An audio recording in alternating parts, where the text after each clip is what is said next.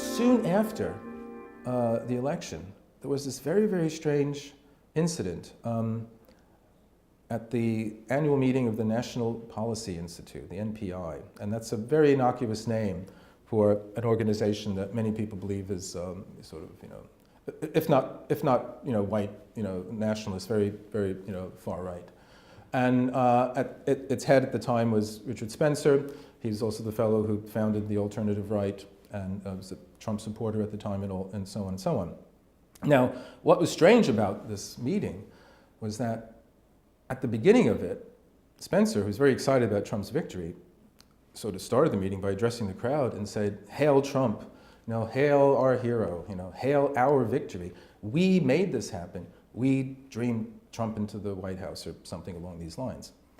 Now, the video from that meeting, that turned up on all the regular press around the world and all that. But there's a fellow named Harvey Bishop, who is a New Thought blogger. Now, New Thought is a name for a generic kind of philosophy called mental science, positive thinking. The most simple way to think of it is that thoughts are causative. Or, as I said earlier, somehow what's inside our head, unlike Vegas, what's in the mind doesn't always stay there. What happens in the mind doesn't always stay there.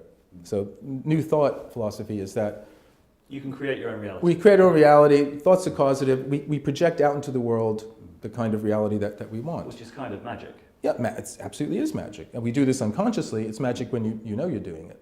And you can kind of do it at will, I guess. And so Bishop, who's writes about New Thought, all the stuff about we made this happen, we dreamed this into reality, that sounded a lot like the kind of things that people who practice mental science and New Thought do. Trump himself is a devotee of New Thought. He's a follower of Norman Vincent Peale, author of The Power of Positive Thinking. He went to his sermons when he was a boy. He went there as a man. Trump is using magic. Trump, well, I say whether he's using magic, but he certainly is a devotee of positive thinking. Positive thinking has its roots in New Thought. New Thought has its roots in 19th century occultism. Right. And that's one side of it. The other side is the chaos magic side, which I say in the book that he probably has never heard of it, but he seems to do it naturally. He seems to have a natural sort of talent for the ways in which chaos magicians are said to operate. The glamour, creating chaos, moving in and out of realities, adopting truth and falsehood as just beliefs that you have temporarily and you dismiss them when you no longer do. But just the one thing that really sort of sold me on there being kind of a similar morphology, let's say, between New Thought, which generally seems kind of innocuous. I mean, Norman Vincent Peale, is very sober, conservative, reverend, and the chaos magic tends to be a bit more wild and punky and dangerous. But they're both results-driven. They're both very specific about, it's not about, a mystical experience. It's not about, finding your higher self. It's about having some effect in the real world. And they're very specific about it. And again, it's not like expect a miracle. It's like you have to focus on something that's doable and just needs a little bit more of a nudge. And you're saying, Trump's victory was just teetered here and there. So if you allow for the possibility of, in some way, the mind, the group mind, in some way being able to affect things, then, well, just in chaos theory, sensitivity to initial conditions. A little butterfly flapping over here makes something over there. So who knows?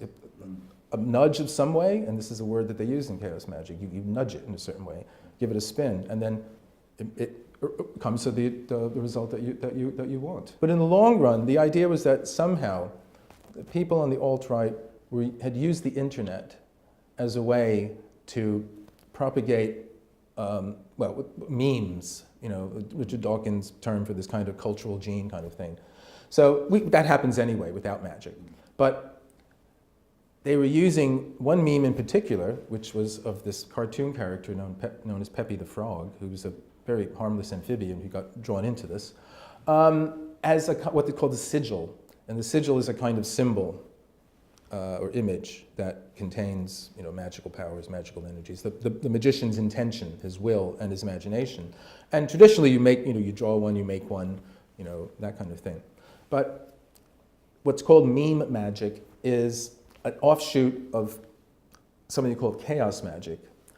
And You can understand chaos magic by thinking of it as something like found art. You know, there's traditional art where the painter paints something and works on it. So it's the idea that this becomes a focus for intention. Yes, exactly. Yeah. So the internet becomes this kind of the realm in which the magic takes place. And long story short, how this became something that people were aware of was that people were posting all this stuff and they started to see these strange coincidences between what they were posting and stuff happening in the real world. And this got coined synchromysticism, which is a kind of techno update to Jung's notion of synchronicity, which is when there's something taking place in the inner world and something in the outer world, and they're absolutely connected in some indubitable, meaningful way, but there's no causal connection. You know, there's no way that one or the other is linked in the usual ways, and that's why he calls it meaningful coincidence. So this meme magic, rather than have our traditional imagination inside our heads, you have the internet out there. So the internet is a kind of externalized imagination. And it makes sense because more and more our regular world is in this kind of strange interface between its representation electronically and the real world, and we want more and more our electronic representation of the world to be more lifelike, so everything's HD, everything's, you know, Blu-ray, whatever it is, more and more stuff like that. So again, as I said earlier, there's this kind of interchange going on between reality and its representation. So it makes sense in some way that stuff happening on the internet would find an echo out in the world. So that's kind of the theory behind it. And when people noticed that this was happening, they said, okay, well, can we make it happen on purpose? I mean, you're not saying that one group of people got together and did it, but it was almost like self-generated? Yeah. I mean, I'm assuming that some people started it, but then when you launch these things, they get picked up out there. And, you know, there was basically, I'm not saying every person who did it was consciously saying, you know, okay, we're going to do this, but some people were. Some people were posting things, saying, hey, look, because one of the things that happened, they would post things on these sites, and you're anonymous when you post them, but you get a number. There's an eight-digit number is assigned to your post, and people kept seeing when they posted stuff about Pepe, posted stuff about Trump, there would be, you know, duplicates or triplicates or 4 of the same number. So it seemed some kind of approval that somehow, you know, do more of that, you know. And they were betting were they going to get a dub, were they going to get a trip, you know, all this kind of thing. So there seemed to be some kind of response, you know, from the media that they're using. There was a kind of chaos magic going on. There's a couple of interesting things here. One, the narrowness of Trump's victory. The condition, like it was an incredibly narrow victory. It was almost like you could see it as a kind of reverse miracle. If you didn't want him to be elected, you could see it as a reverse miracle. There was some kind of inevitability to it that, despite the fact he got 3 million less votes, he was elected. But also, I don't know if you've seen Jordan Peterson talking about the frog symbolism and how you have or haven't. I haven't. So he says this was the most intense synchronicity he ever saw, as he started becoming aware of what the frog represented. So the frog is between categories. Yes. So symbolically, it's between categories, and also symbolically, the frog was the deity of Kek. Yes, the god of... Well, that's the other thing. All these strange, weird coincidences. The ancient Egyptian god of Kek is a frog. And what's Kek the god of? Chaos. Yeah. And what's the one word that you would characterize Trump's, you know, MO? Chaos. Yeah. So, hey, it all seems to make sense. Because certainly within the circles surrounding Trump, like Steve Bannon, for example, talks about Julius Evola. And so there's certainly an awareness and affinity for the occult within that world. That was the other thing that sent me thinking, like, yes, something. Just let's, for the people watching, who's Julius Evola and why is that significant? In February 2017, Steve Bannon, who was still on Trump's bench then, he gave a speech to what's known as the Human Dignity Institute, and this is made up of very conservative churchmen in the Vatican. Bannon was in LA, he talked to them via Skype.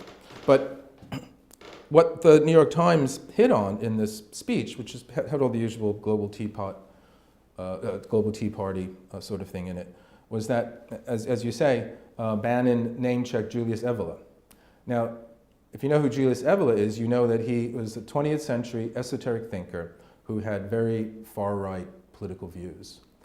He's brilliant, very controversial. he was called the dangerous author by the German novelist Hermann Hesse. And Evola tried to ingratiate himself first with Mussolini and then with National Socialists. He had a bit of influence on Mussolini, but in the end he gave up on the Italians and he gave up on Mussolini because they weren't fascist enough for him. He had this vision of a kind of absolute fascism, this kind of theocratic kind of state. And then he tried to get his ideas across to people close to Hitler, but in the long run they didn't adopt him. And then after the war, he was this kind of shadowy figure in the background, the kind of the intellectual, providing so material about magic and he reality does. and... Yeah, he does. I'm saying he talks precisely about the kind of using the mind to create reality. But I'm saying, and so he died again, like Gebser, he died in the early 70s. So the idea, I mean, what we're saying is the idea of that this was consciously created by a certain number of people is not absurd, even knowing what we know. I mean, it's not absurd. It's not inconceivable. I just say, like, I'm just sort of saying, I'm not saying they did this. I'm saying it looks like all this is possible, and everything is kind of lined up. And well, in the long run, yes, I do say it's not inconceivable because I personally accept the reality of synchronicities. I've had too many of them to dismiss them, and a few other sorts of things. And okay, and I would say my definition of magic is induced synchronicity. They happen. Can you make them happen? And I would say that's what the New Thought, that's what chaos magic tries to do. So that to me is the crux. Not that they happen; they do happen. Can you make them happen? But no, Evola, as I said, up until his death in the 70s after World War II, he was this kind of intellectual figure, doing the philosophy for a variety of different far-right groups that were rising up out of the rubble. But in the 20s, he contributed a series of articles to Esoteric Journal, and they're all about being able to focus the mind intently on your goal, and he talks about the absolute individual. And again, it's this idea that at some fundamental level of our being, before you are you, your personality, and you do what you do, you live where you live, it's some very, very basic bedrock level of being. It's the general mystical idea that we are the ultimate reality already. We don't know it, we've forgotten it. But if you can get down to that level, then you can narrow and focus your intent enough to be able to affect reality. At the time in the 20s, when Evola was doing this and he was doing rituals and different practices, what he wanted to do, the reality he wanted to affect, was Mussolini's fascists. He wanted to sort of imbue them with the ancient Roman virtues, and I don't know how successful he was, but this is what he was trying to do. So even then, you have Evola, who was informing Steve Bannon. He's also a big name for all the alt-right people. He's one of the top kind of intellectual figures that they name check to show that they're more sophisticated than the earlier kind of skinheads. And Evola is also top of the reading list for this fellow named Alexander Dugin, who in different ways, he has had... Putin's brain, I think. Yeah, well, he's, again, depending who you're talking to. Oh, no, Putin never heard of me. Oh, yes, I saw him the other day. At different times, Dugin himself has said contrary things about how much influence or contact he's had. But again, if you know what Dugin is interested in, and he's interested in some very odd things, and if you follow Putin's speeches and actually what he's done in the world, you can see where, if not everything, certainly some areas where Dugin's ideas have, which again go back to people like Evola and chaos magic, and a variety of different fascist, totalitarian kind of ideas. He does this kind of Lego game with ideologies where he takes the good bits, let's say from National Socialism or fascism or Stalinism, and kind of puts them together. And there's something he calls the fourth political theory, which he's working on creating. It hasn't arrived yet, but it's a work in progress. But it's something to replace the global, liberalism that's come upon us, and Francis Fukuyama pointed to as showing the end of history back in the early 90s. I mean, that vision nauseates Dugin, and it doesn't go down that well with Putin either, because he's talking about kind of return to blood and soil for them, I guess, is it? I'm sorry? It's more of a return to like blood and soil. Yes, yeah. Well, I mean, well, it's the whole. Yes, it's the whole idea. It's nationalistic, but it's the whole. Well, the idea that the end of history arrived when free market values and liberal democracy have spread around the whole world. I mean, for some people, yes, clap hands. Other people, like Dugin and others, they saw this as the world being just turned into a marketplace, for them. Globalization for them is basically meaning that, wherever the U.S. or the Western powers go and liberate people, it's basically to open up a new market. And, we have to say, there's a lot to be said for that point of view. But his alternative to that is this kind of theocratic. He talks about seeing a fascist state from Vladivostok to Dublin. And he talks about something called Eurasia. And Eurasia is the idea that Russia is not a backward cousin of Europe, who's never quite catching up to European Western ways. It's a completely new civilization of its own. It has different roots, different influences, different aims, different values. And he talks about it rather than this linear idea of history, of being, there's a beginning and it's just cumulative. It's more like there's individual cultures. It goes back to a German historian named Oswald Spengler, who wrote a book called The Decline of the West, incidentally.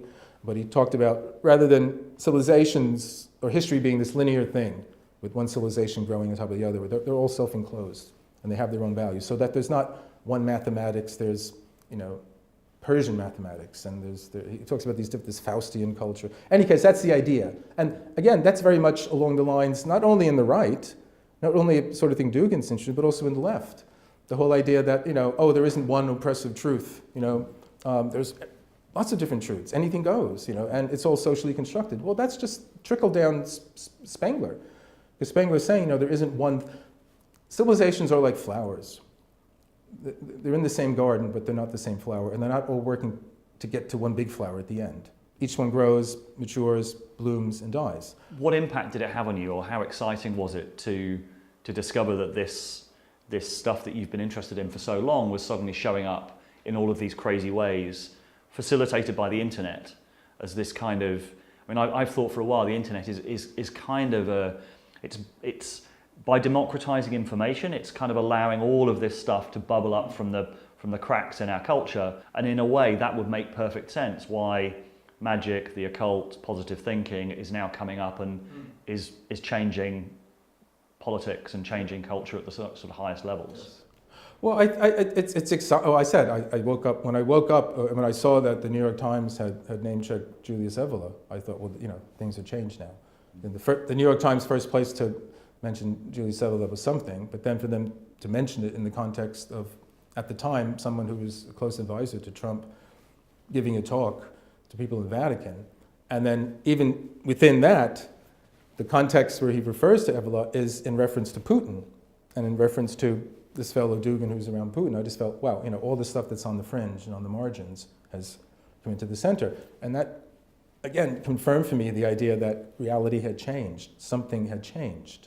Again, it's not, we still have three dimensions, there's still the past, present, and future, but how we understand these things, how we understand what it means to be human, how we understand freedom, all these, very important things, how we even communicate. It's very difficult to talk about things. One of the things in this article I wrote about Peterson was that, and I say it in the book, is that you had this strange thing happening where, liberal left students were shouting down professors or people giving a talk or a lecture, and they were saying things, they didn't like. Okay, you can disagree, that's fine. But what is the difference between you shouting professors down now and Nazi youth shouting down Jewish professors in the 30s? Because, yes, by all means, students can protest, but all student protests aren't about sweetness and light. God, if you go back even earlier, the university students in Germany in the 19th century were incredibly nationalist. And so their protests were all about nationalism. They were burning foreign books and things like that.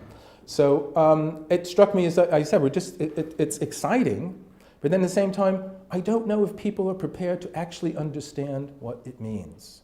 I worked really hard at trying to communicate these esoteric hermetic ideas in a language, in a context that you don't have to agree with them, but at least they make sense.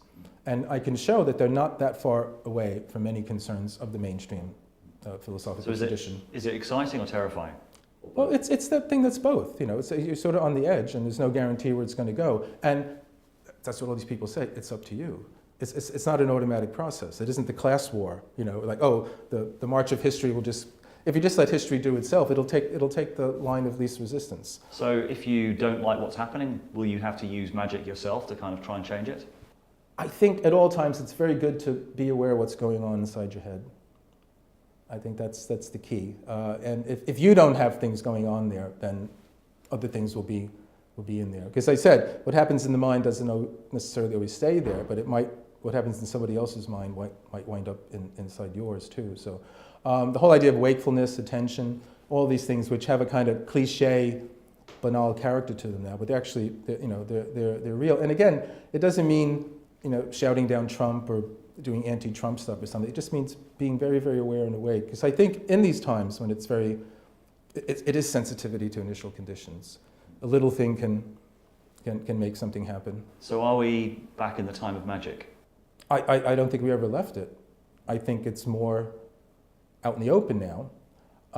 And as I say, we're not really prepared to how should we say it? We can dismiss it. We can say, oh, those guys are, you know, doing these, whatever it is, and be critical about it. But we're not really prepared how to deal with it positively. And I don't mean in the sense of everybody going out and you know, start casting spells or reading tarot cards, in the sense of accepting, well, what does it mean if it isn't just all this superstition everyone's told us? I mean, one of the things I like to think of it as, there was a time when you couldn't talk about sex without it, you just couldn't talk about it, or you couldn't talk it without it being nudge, nudge, wink, wink, you know, slightly titillating, you know, kind of thing.